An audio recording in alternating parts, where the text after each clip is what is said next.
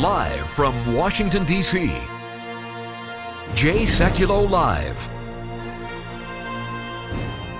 Phone lines are open for your questions right now.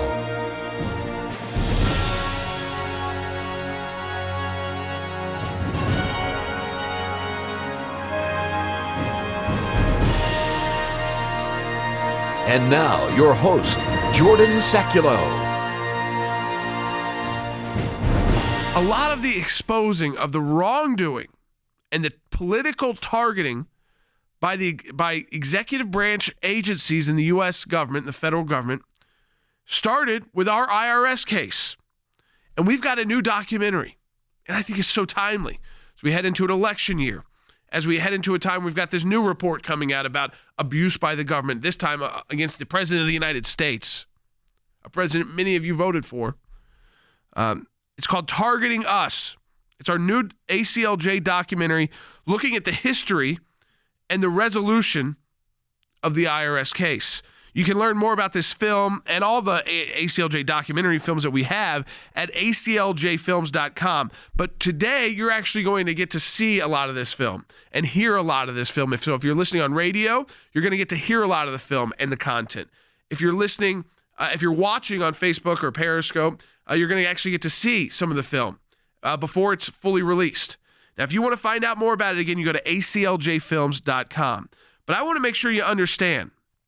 I just want to make sure you understand that this film, while it is a documentary on what happened to those who targeted the groups that were targeted by the IRS, how the ACLJ fought back in court representing the groups who were targeted because of their conservative beliefs, because of the name of their organization, the lowest learners. Remember this, the heads of the IRS, I think they went through 3 during this time period, different IRS commissioners, and trying to blame this on low-level agents when it was all emanating out of Washington, D.C. with lowest learner's signature on it. They couldn't pull one on us, and we battled. And we battled, and finally, we won. And our clients got justice. Now, ultimately, the political actors within what is supposed to be one of the most nonpartisan branches of our government, the Internal Revenue Service, got what they wanted. They wanted to try and silence these groups for an election cycle. They did. But let's remember what came out of that. I think their ultimate nightmare, President Donald Trump, who in many ways encapsulates everything the Tea Party was about. Sick of the government, sick of their attitude at the bureaucratic level, drain the swamp. So you're about to hear the new documentary, first time we're putting forward more than just the trailer, Targeting Us, our new ACLJ film on the history and resolution of the IRS case. Go to ACLJfilms.com to learn more about this film and how you can see the whole thing, but also support the work of the ACLJ. We have our matching challenge right now. Double the impact of your donation at ACLJ.org. That's ACLJ.org. But share this with your friends and family right now. You're about to see Targeting Us, our new ACLJ documentary.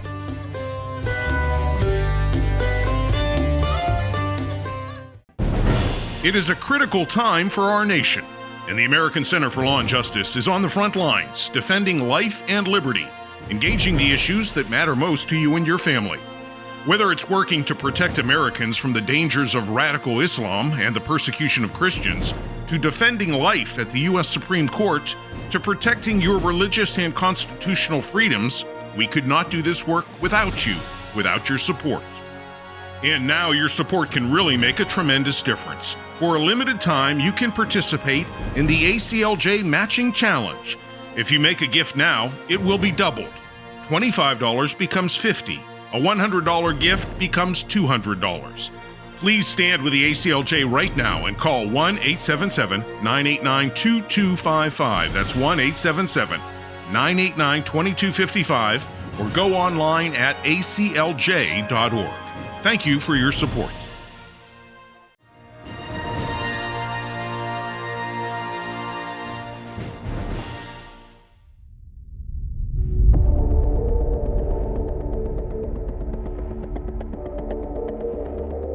Ms. Lerner, why would you say Tea Party cases were very dangerous?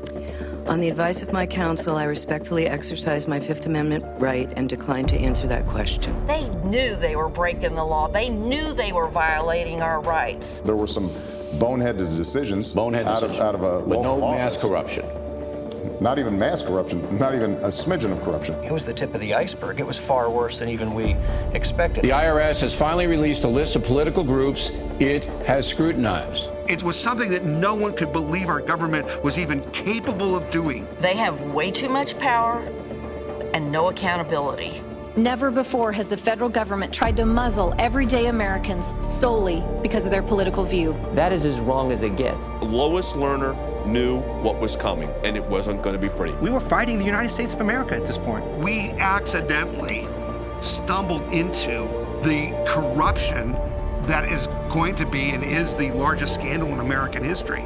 My name is Kevin Kookogee. I'm Toby Marie Walker. Tom Zawistowski. Eric Wilson. Mark Kent. Becky Garrettson. Kara Waddell. And this. And this is our story. This is my story.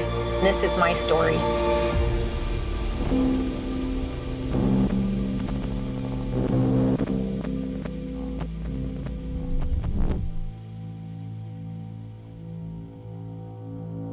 I live in a little town outside of Montgomery, Alabama.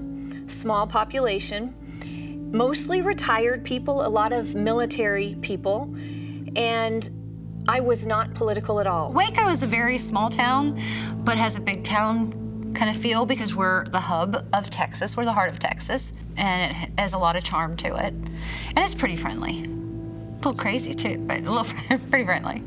We had moved to Kentucky, hadn't been there that long, a year or so, and we felt isolated, and we really felt like we were alone, that what we were seeing happening in our nation, that nobody else was seeing this, that we were the only ones that saw we were going in the wrong direction. In the fall of 2008, when the bailouts happened, I was really awakened to what was happening to our country, and basically our government was mortgaging the future of our country. People are paying for the government's debt, and that at the end of the day, and people were sick of paying that much debt. They still are.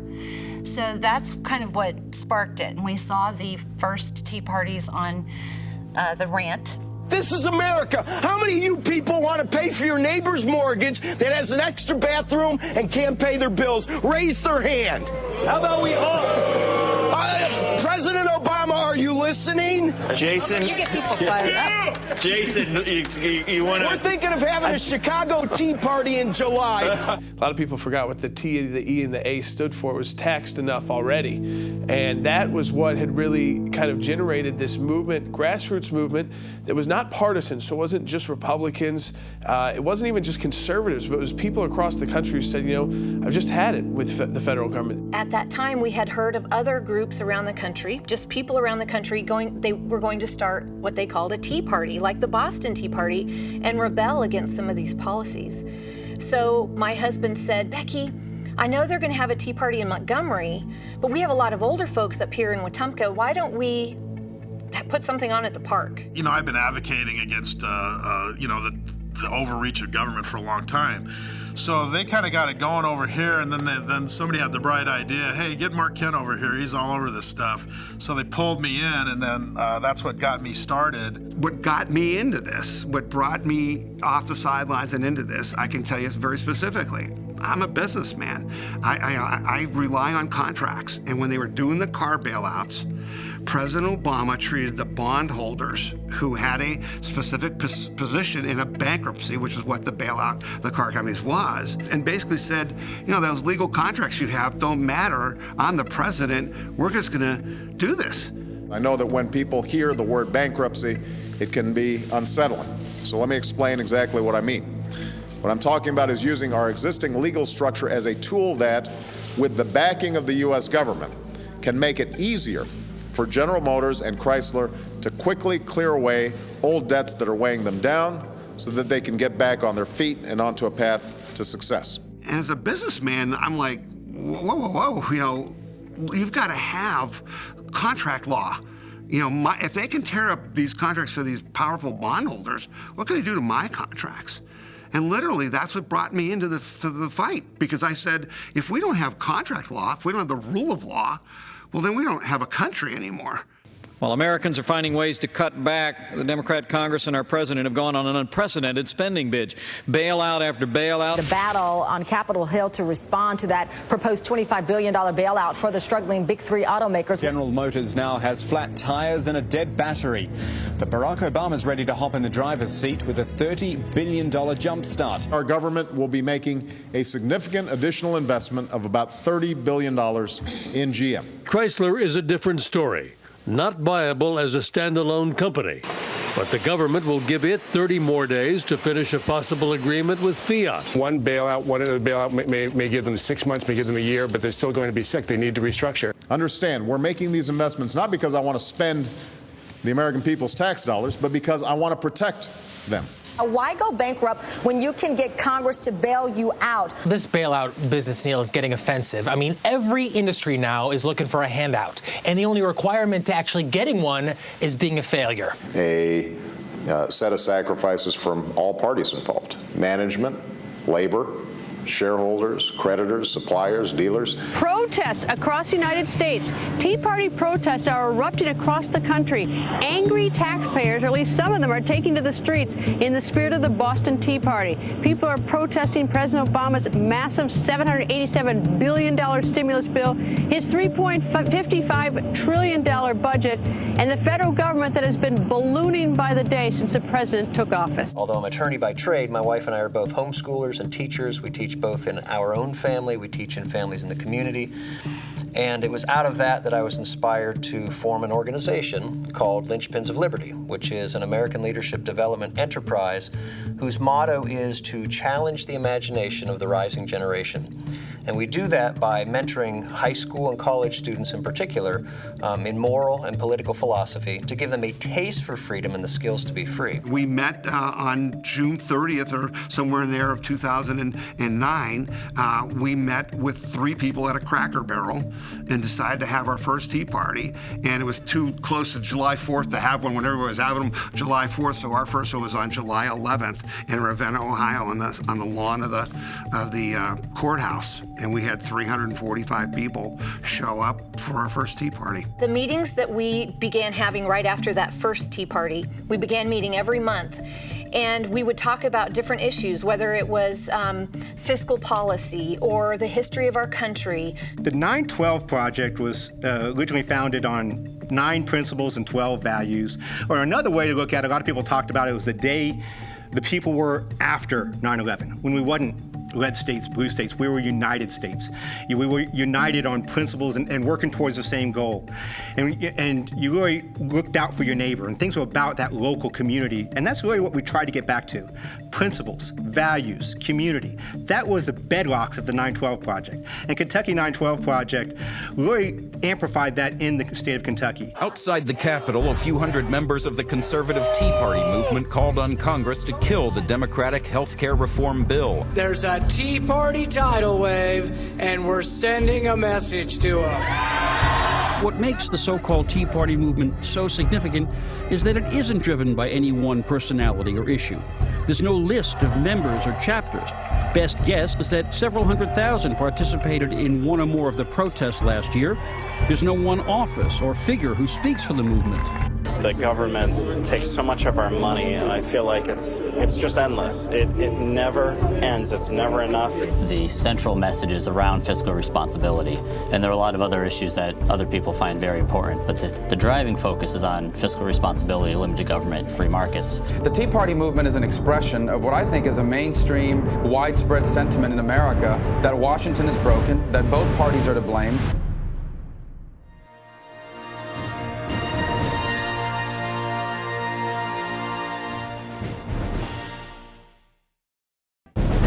It is a critical time for our nation, and the American Center for Law and Justice is on the front lines, defending life and liberty, engaging the issues that matter most to you and your family. Whether it's working to protect Americans from the dangers of radical Islam and the persecution of Christians, to defending life at the U.S. Supreme Court, to protecting your religious and constitutional freedoms, we could not do this work without you, without your support.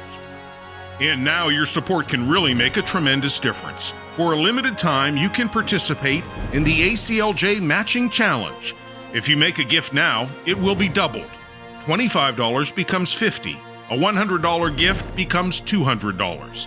Please stand with the ACLJ right now and call 1-877-989-2255. That's 1-877-989-2255, or go online at aclj.org. Thank you for your support.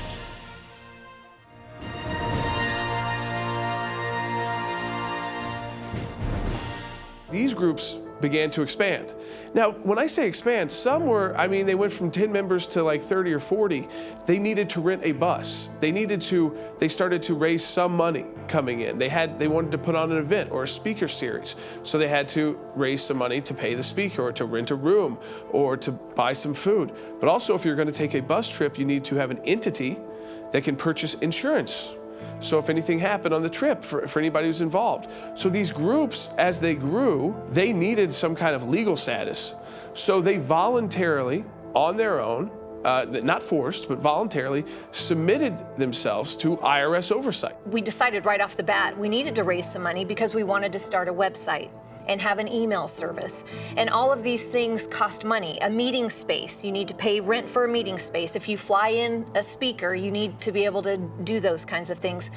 Everyone at the Wetumpka Tea Party is a volunteer. No one makes any money. Everything that is raised is sent right back into the organization so that we can further our work. Quickly, people are like, what are you doing next? What do you mean next? I didn't know we had a next, so we decided, well, we'll have another meeting to find out what people wanted to do. And we had a meeting at one of the VFWs, and like 300 people showed up, and they decided we were going to do more things. I was like, well, if we're going to do more things, that can't come out of my pocket. That can't come out of all of our pockets. We have to raise money. Well, if you have to raise money, it's get an EIN number, because I wasn't putting on my taxes and, going to have to go up a tax bracket. So we got an EIN and figured, well, we'll figure out what kind of an organization we're going to do. And we got a lot of advice from attorneys and CPAs, and we settled on a C4. It's real simple. 501c4, you can't do more than 49% political activity. It's that simple. And and then what's political activity? Well, I learned what the word electioneering means. Well, basically what it comes down to is anything you spend money on in politics, TV, radio, newspapers, mailers, direct mail, those things are prohibited. You have to report them. There's limits on what you can spend. There's all kinds of rules. So we understood perfectly clearly what we were applying for when we applied for a 501c4, because we're business people. We read the contract. When I filed our 501c4 paperwork, I actually filled it out over the 4th of July of 2010. Because I was on call. I work in hospitals, and I was on call, so I didn't have any plans that day. And I'm like, okay, I'm gonna sit down and go through and get this paperwork filled out. So I got it all filled out, sent in, and within a couple weeks, we got the letter back saying, we've received your application. You should receive, within 90 days, you'll either receive your status, we'll ask for clarification or more information, or you'll be denied. Okay, fine. We just filed the standard 501c4 application, filled out the required information, sent it in, and we actually got a response immediately back saying, hey, you're going to get some type of designation within 90 days.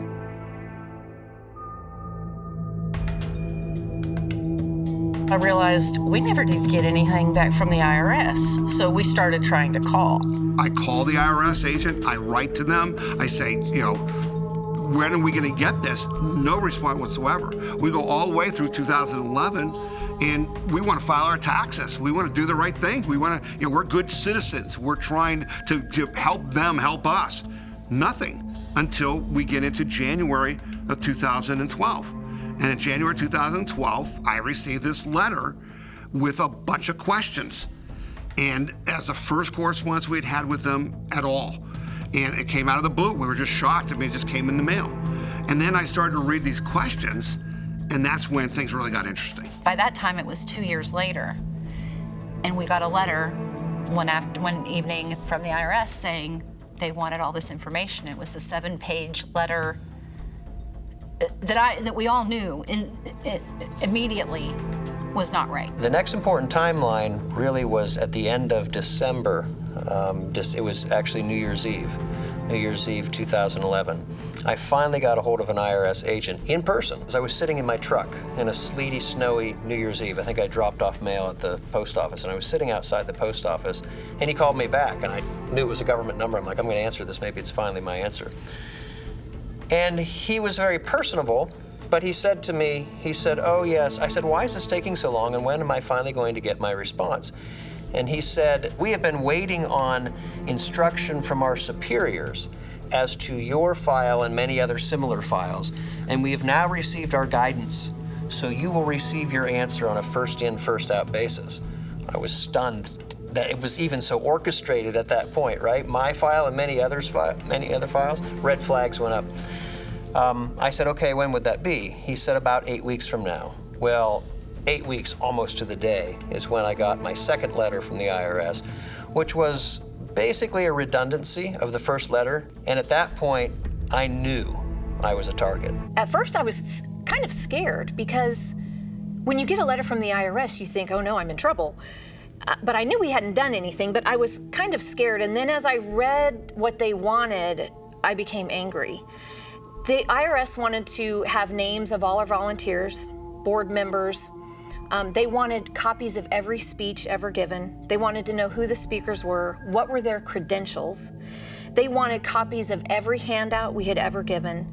They wanted to see every form of communication, whether it was an email, a letter, a phone call, every communication we had had with the legislative body. The IRS was demanding that we send this to them.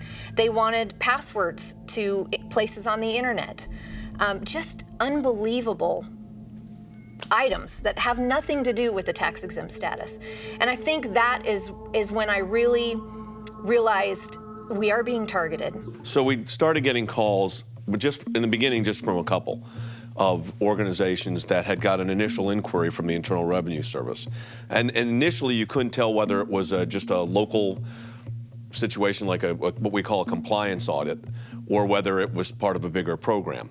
So initially, I think it was literally 2 phone calls. And then what happened was, over a very short period of time, I'm talking about days, we realized that there were dozens, maybe hundreds of these inquiry letters out there. Well, my first job out of law school was with the Office of Chief Counsel of the Internal Revenue Service. I was a trial attorney, and I also handled nonprofit tax-exempt audits and investigations. So we didn't do the actual audit. My office did the litigation. So if there was a legal issue that developed and you had to go to court, the Office of Chief Counsel was the courtroom lawyers for the Treasury, for the Department of Treasury, for the Internal Revenue Service.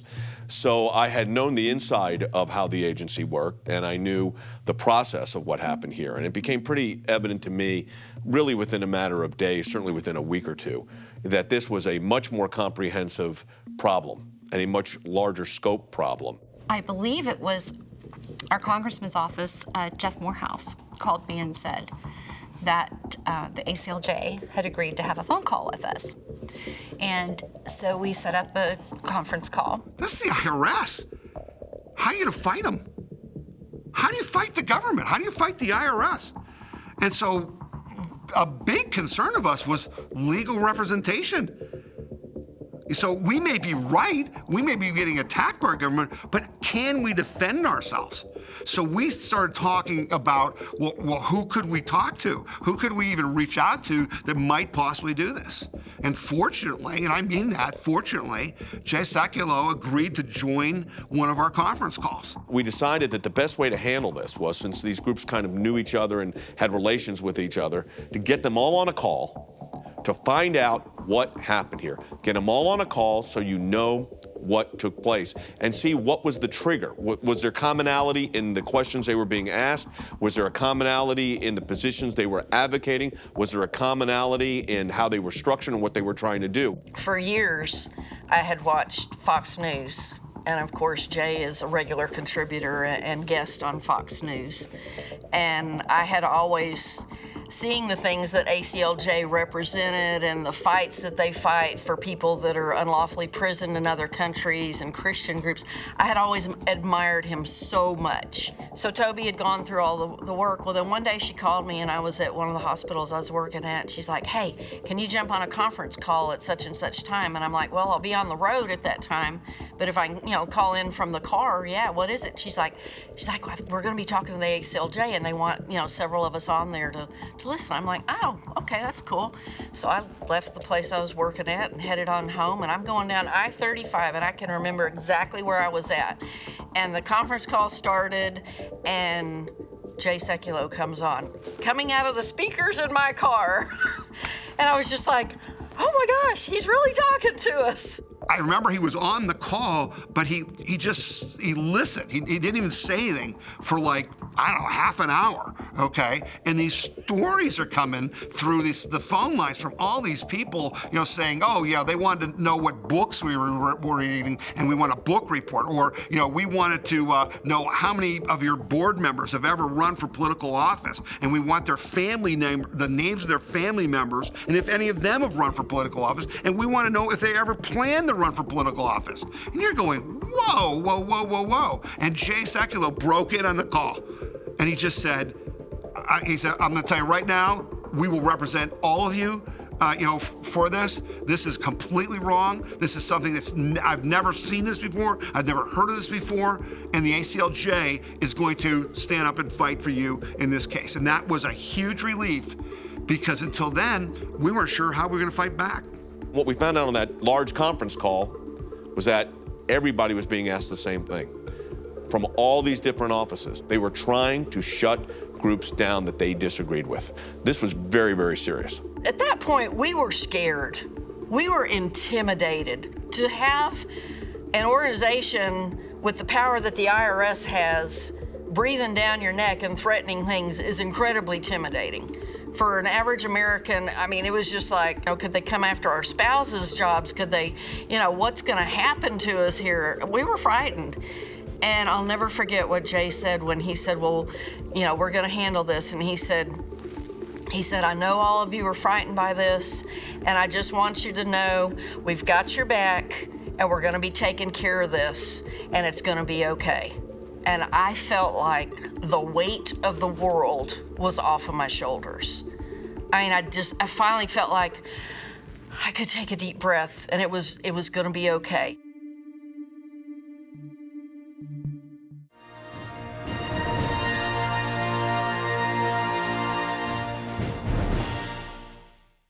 It is a critical time for our nation, and the American Center for Law and Justice is on the front lines, defending life and liberty, engaging the issues that matter most to you and your family. Whether it's working to protect Americans from the dangers of radical Islam and the persecution of Christians, to defending life at the U.S. Supreme Court, to protecting your religious and constitutional freedoms, we could not do this work without you, without your support.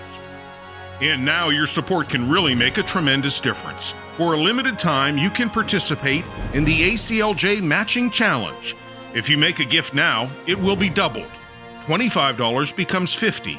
A $100 gift becomes $200. Please stand with the ACLJ right now and call 1-877-989-2255. That's 1-877-989-2255, or go online at aclj.org. Thank you for your support.